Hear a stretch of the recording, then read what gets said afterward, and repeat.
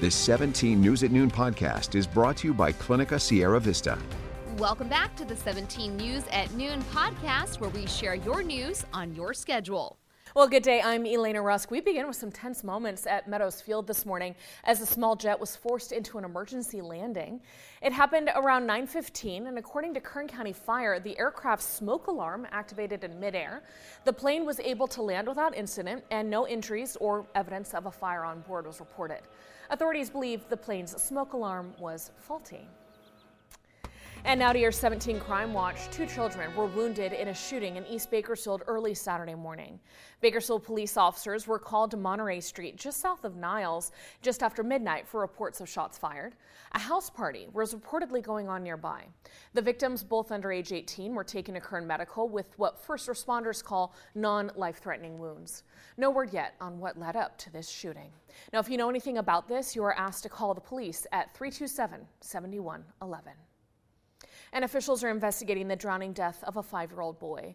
Oliver Michael Shine of Las Vegas was found unresponsive in a pool in the 400 block of Penzance Drive on Saturday afternoon about 1 p.m. He was taken to Bakersfield Memorial Hospital, where he was pronounced dead that evening. Now, May is Water Safety Month, and Kern Public Health advocates want parents and caregivers to know about their Water Watchers program and some basic water safety tips. Kern County Water Watchers report about 5 drownings every year.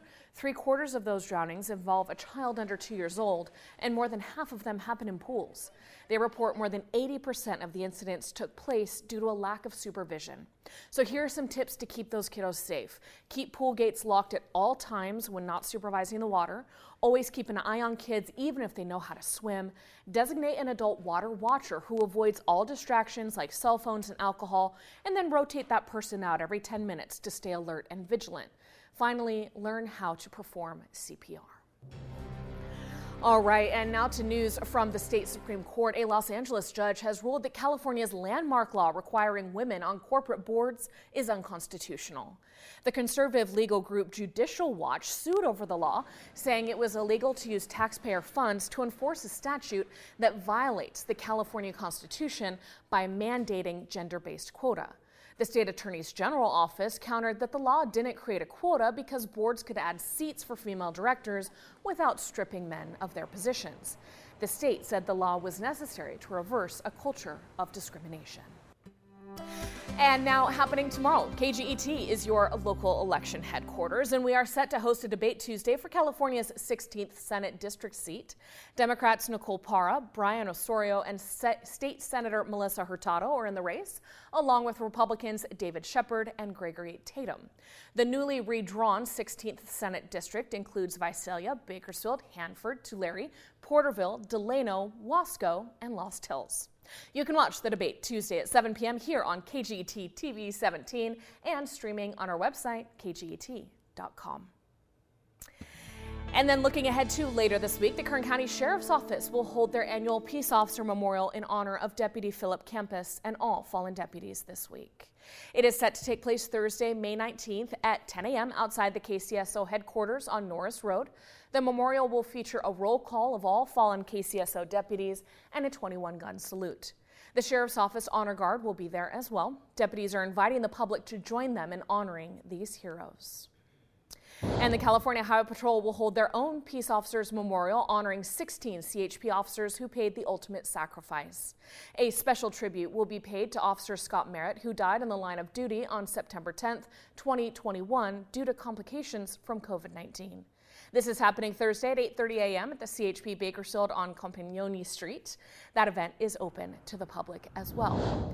And the Bakersfield Police Department also plans to hold their memorial Thursday morning in front of their headquarters there on Truxton. Now, this ceremony requires the closure of Truxton Avenue, and more details will come from police on this ceremony later today.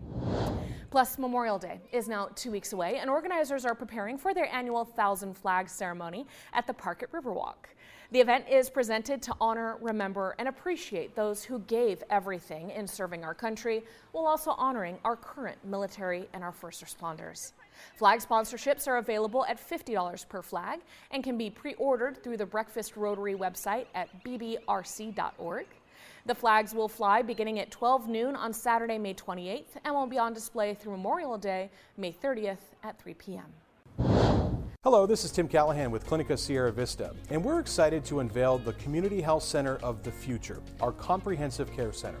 It's located right across the street from Memorial Hospital. We have every service under one roof, from family medicine, OB/GYN care, dental services for adults and children, behavioral health, and much more.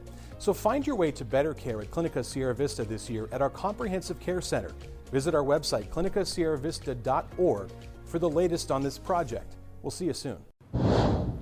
Well, today JetBlue launched a hostile takeover bid for Spirit Airlines with Frontier Group Holdings. JetBlue has argued that a deal will help them better compete with the big four U.S. airlines that control 80% of the passenger market. In a letter sent to Spirit investors, JetBlue offered $30 per share and said it was ready to, quote, negotiate in good faith. This comes 2 weeks after the discount carrier rejected an offer from its larger rival, saying it had a low likelihood of winning approval from regulators. And McDonald's announced today it will sell its businesses in Russia after more than 30 years in the country. McDonald's announced back on March 8th that it had temporarily closed restaurants in Russia, citing the war on Ukraine and the unpredictable operating environment in Russia.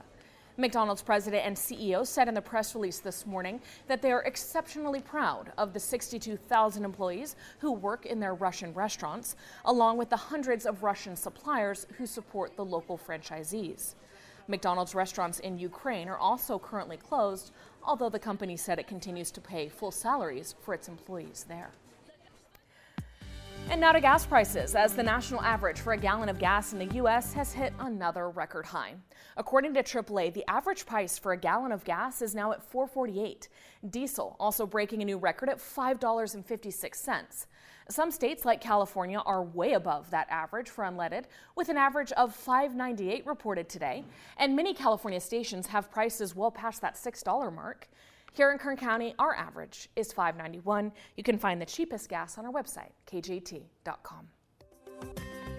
All right, and now to the coronavirus, as a new study finds that the Pfizer COVID-19 vaccine may have prevented thousands of hospitalizations.